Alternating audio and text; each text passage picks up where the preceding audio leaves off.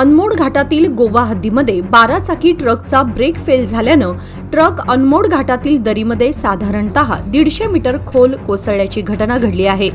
परंतु सदर अपघातात ट्रक चालक बचावला असून तो जखमी झाल्यानं त्याला गोवा बांबोळी हॉस्पिटलला दाखल करण्यात आले। तर हॉस्पिटलतून गोवा येथे 12 चाकी ट्रक क्रमांक KA 352581 मॅंगनीज घेऊन जात असताना समोर अचानक मारुती व्हॅन थांबल्यानं ट्रकनी व्हॅनला धडकून ब्रेक फेल झाल्यानं ट्रक सदर दरीत कोसळली।